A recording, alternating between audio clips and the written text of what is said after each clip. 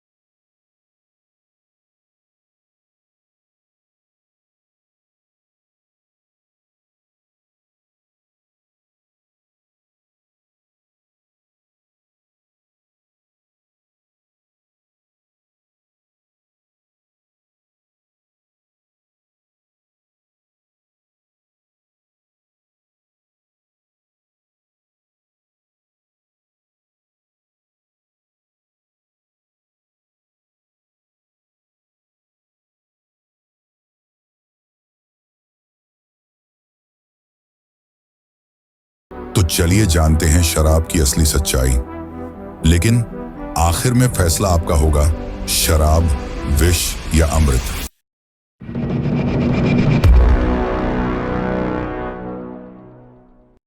आज से कई वर्ष पूर्व न अस्पताल थे, न दारू के ठेके, लेकिन नशा फिर भी था। देवता भी करते थे और असुर भी। न वह विस्की थी, न वोडका, न रॉयल स्टैग, पर कुछ था जो मंदिरा कहलाया, कुछ जो सोमरस बना और कुछ जो विष बनकर निकला। पुराणों में वर्णित एक दिव्य घटना है, समुद्र मंथन। न यह केवल एक ऐतिहासिक कथा है और न ही सिर्फ धर्म ग्रंथों की कल्पना।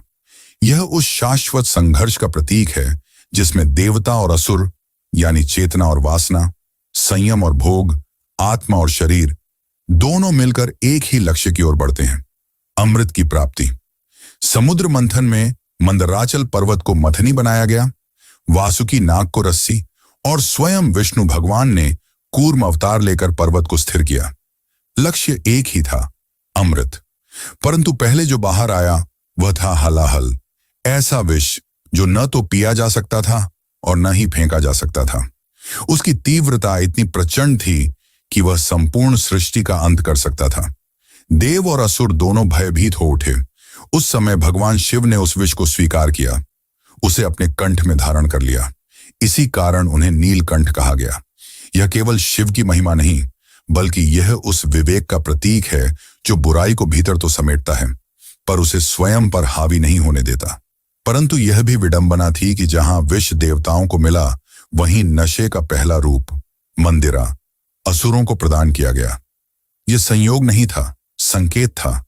असुर भोग में विश्वास रखते थे, वे इंद्रिय सुख के पीछे भागते थे, इसलिए उन्हें मिला आनंद का माया जाल।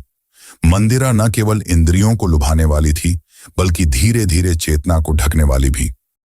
वेद में जिसका वर्णन इस प्रकार किया गया है, सोमम मन्यते पपिवान अमृतम, सोमम मन्यते पपिवान ब्रह्म। जो सोमरस का पान करता है वह मानता है कि उसने अमृत पी लिया, स्वयं ब्रह्म ज्ञान को छू लिया। सोमरस एक औषधीय, आध्यात्मिक और मानसिक शक्ति देने वाला पेय था। संयम, साधना और यज्ञ की अग्नि में पवित्र होने के बाद ही इसकी प्राप्ति होती थी।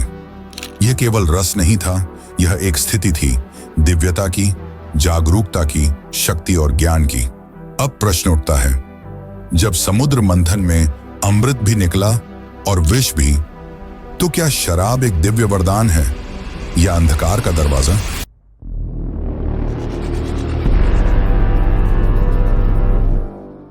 शराब हर मजहब में है, कहीं पाप है, कहीं प्रथा, तो कहीं प्रसाद। लेकिन एक सवाल सदा से जिंदा है, क्या मनुष्य शराब को पीता है या अपने डर से भागने के लिए उसे अपनाता है? दुनिया के सभी मेजर धर्मों और सभ्यताओं में शराब का जिक्र है।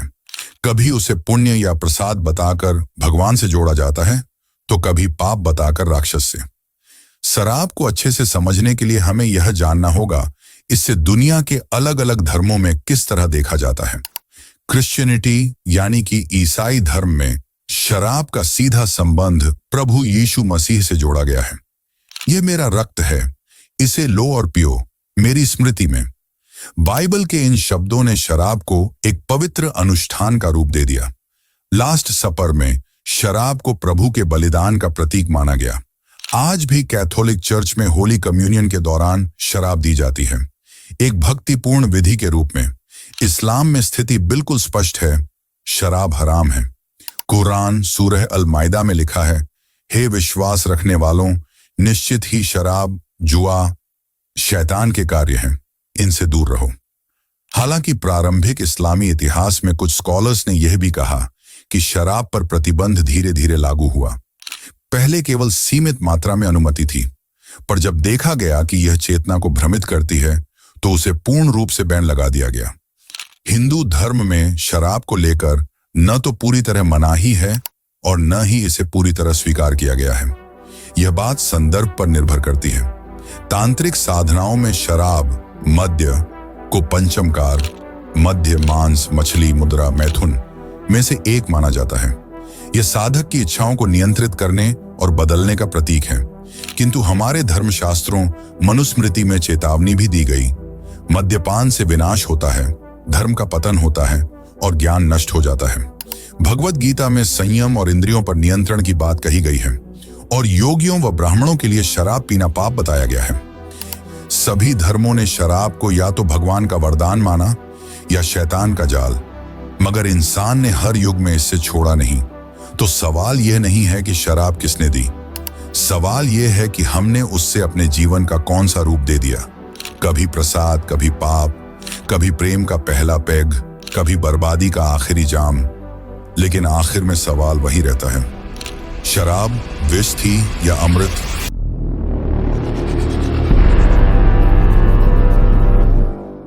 इंसान पीता नहीं, केमिकल रिएक्शन होती है। यह बात एक नशे में डूबे साइंटिस्ट ने मजाक में कही थी, लेकिन विज्ञान ने जब इस रिएक्शन को समझा तो हंसी गायब हो गई। कहते हैं शराब दुख भुला देती है, लेकिन न्यूरोसाइंस कहता है वो तो बस दिमाग का प्रीफ्रंटल कॉर्टेक्स बंद कर देती है, वही हिस्सा जहां दुख जन्म लेता है। तो क्या शराब एक चादर है जो सच को ढक देती है, या एक आईना है जिसमें इंसान अपने असली रूप में आता है? जब शराब हमारे शरीर में जाती है तो उसमें मौजूद एथेनॉल सीधा असर करता है हमारे मस्तिष्क के दो केंद्रों पर, GABA और डोपामिन। एक हमें शांत करता है, दूसरा हमें खुश करता है। GABA कहता है सब ठीक है और डोपामिन कहता है वाह क्या मजा है। और इसी मजे की तलाश में हम बार बार उसी गलती को दोहराते हैं। शुरुआत में सब आसान लगता है, हल्की झंकार, हंसी, खुलापन, एक खूबसूरत फरेब। पर जैसे जैसे मात्रा बढ़ती है, शरीर बहकता है, जुबान लदखदाती है, आंखें धुंधली हो जाती हैं और फिर आता है वो मोड़ जहां स्मृति शून्य हो जाती है और शरीर खुद को भी नहीं पहचान पाता। हर पैग एक वादा करता है, खुशी का, सुकून का, राहत का, लेकिन उसका ब्याज हमारा लिवर चुकाता है। मस्तिष्क सुकड़ता है, याददाश्त गुम होती है और दिल की धड़कन भी अपना लय भूल जाती है। विश्व स्वास्थ्य संगठन कहता है हर साल शराब के कारण 26 लाख लोग मरते हैं, जो कि टीबी, HIV और डायबिटीज तीनों को मिलाकर मरने वालों से भी ज्यादा है। और सबसे खतरनाक बात, यह सब धीरे धीरे होता है, शांति से, चुपचाप, जैसे कोई जहर फूल की तरह महक रहा हो। किसी के लिए यह नशा है, किसी के लिए जरूरत, और कई बार यह जरूरत शरीर नहीं दिमाग पैदा करता है। शरीर को आदत नहीं होती, दिमाग को होती है। डोपामिन की मार ऐसी है कि इंसान फिर से वही अनुभव चाहता है, बार बार, हर हाल में। कई बार हम सोचते हैं थोड़ी सी तो ठीक है ना, रेड वाइन हार्ट के लिए अच्छी है, ये तो सुना ही होगा। पर वही विज्ञान कहता है कोई मात्रा सुरक्षित नहीं है। थोड़ी सी राहत बहुत बड़े नुकसान का रास्ता खोल सकती है। मर्दों और औरतों पर इसका असर अलग होता है। महिलाओं में शरीर शराब को धीमा प्रोसेस करता है और असर ज्यादा गहरा होता है। कुछ लोगों के जीन ही ऐसे होते हैं कि एक पैग ही उन्हें उल्टी और चक्कर की कगार पर ले आता है। भारत की हकीकत और भी कड़वी है। हर 5वां पुरुष ड्रिंक करता है और उनमें से एक शराब पर निर्भर है। पिछले 7 साल में शराब की खपत 38% बढ़ी है। पार्टीज, मूवीज, सोशल मीडिया, हर जगह शराब एक कूल संस्कृति बन चुकी है। लेकिन वही युवा जो रात में हंसते हैं, सुबह किसी कोने में उदासी से भीगते हैं। शराब ब्रेन का वायरिंग बिगाड़ देती है। लेकिन क्या दोष शराब का है या हमारे सिस्टम का? शायद शराब एक केमिकल है, और सवाल सिर्फ इतना है, इस केमिकल पर हावी कौन होता है, दिमाग या डर?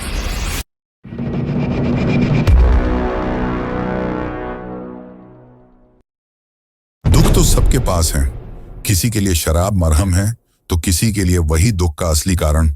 कहते हैं बस शराब वो दोस्त है जो गम में साथ नहीं छोड़ती, लेकिन क्या दर्द का साथ निभाना ही इलाज होता है?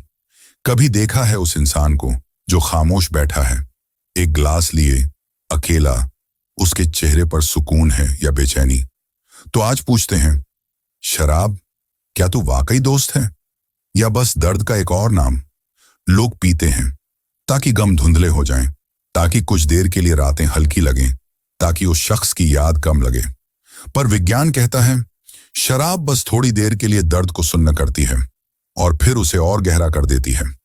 1 में से 3 डिप्रेशन के शिकार लोग नियमित रूप से शराब का सेवन करते हैं। पर शराब न सेरोटोनिन बढ़ाती है, न समाधान देती है। वो बस एक नकली मुस्कान पहनाती है और अंदर की चीखों को और गहरा करती है। खुशी का हार्मोन घटता है और अकेलापन बढ़ता है। जो दुख से भागता है वो कभी मुक्त नहीं होता। गीता कहती है, दुख को समझो, पार करो, भागो मत। शराब एक तमसिक मार्ग है, भ्रम में राहत देता है पर सत्य से दूर ले जाता है। मनुस्मृति और शिव पुराण दोनों इंटॉक्सिकेशन को माया कहते हैं, एक ऐसा जाल जो आत्मा को अंधकार में घसीटता है। एक आदमी जो हर शाम ऑफिस से लौटकर अपने गम एक ग्लास में घोलता था, सोचता था थोड़ी राहत मिलती है।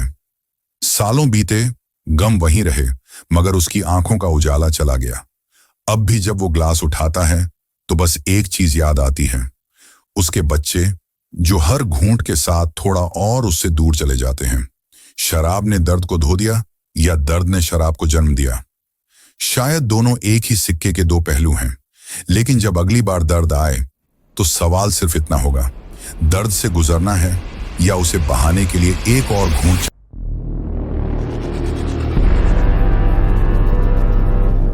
चाहिए? जब एक घूंट सिर्फ तुम्हें नहीं, तुम्हारे परिवार, समाज और नस्लों को चोट पहुंचाता है, ये जहर केवल शरीर में नहीं उतरता, ये रिश्तों में फैलता है और पूरी पीढ़ियों को अंधेरे में धकेल देता है। 2024 तक भारत में 16 करोड़ से अधिक लोग नियमित शराब पीने वाले बन चुके हैं। हर साल 3 लाख से अधिक मौतें लीवर फेल होने से, सड़क हादसों में या शराब से जुड़े अपराधों में। घरों में तूफान, बचपन में डर और दर्द। 40% घरेलू हिंसा की जड़ शराब।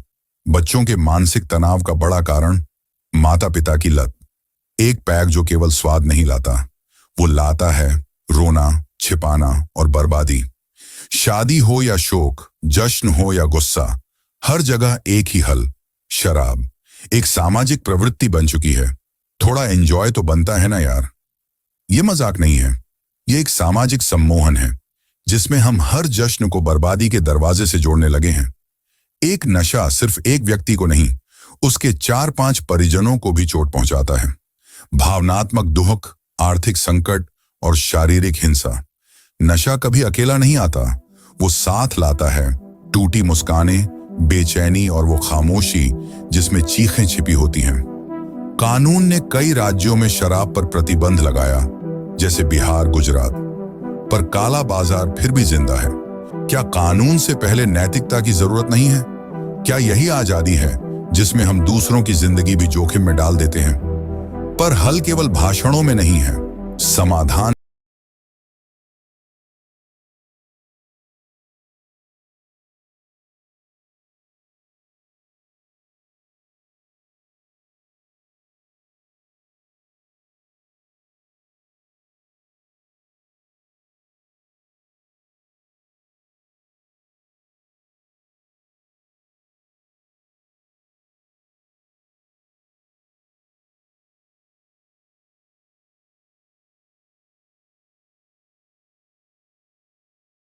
जो केवल नशे में नहीं, जिंदगी में भी आग लगा देती है। ये अमृत नहीं है, एक मुसीबत है जो पीढ़ी दर पीढ़ी फैलती जा रही है। ये कोई देवता नहीं, ये एक राक्षस है जो सुकून के कपड़े पहनकर हमारे सामने आता है।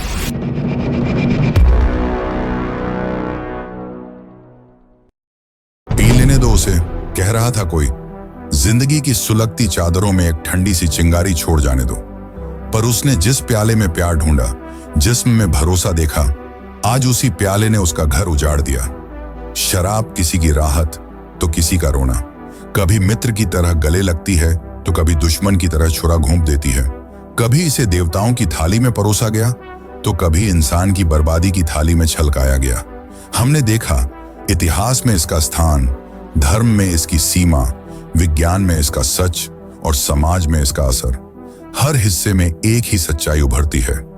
शराब सिर्फ शरीर को नहीं, रिश्तों को, सोच को और संपूर्ण जीवन को झड़ दे देती है। तो सवाल ये नहीं कि शराब पीनी चाहिए या नहीं, सवाल ये है, क्या आपकी आजादी किसी और की तकदीर को बर्बाद कर रही है? क्या आपका एक पैग किसी बच्चे की मुस्कान छीन रहा है? क्या आप शराब पर काबू रखते हैं या शराब ने आपको बांध रखा है? अब फैसला आपका है। पर अगर इस बात ने दिल को छुआ हो, अगर किसी दोस्त, भाई या बहन की आंखें खोलने का मन हो, तो बस 3 काम करना। लाइक करो ताकि ये आवाज और ऊंची गूंजे, कमेंट करो शराब साथी या सर्वनाश, और सब्सक्राइब कर लो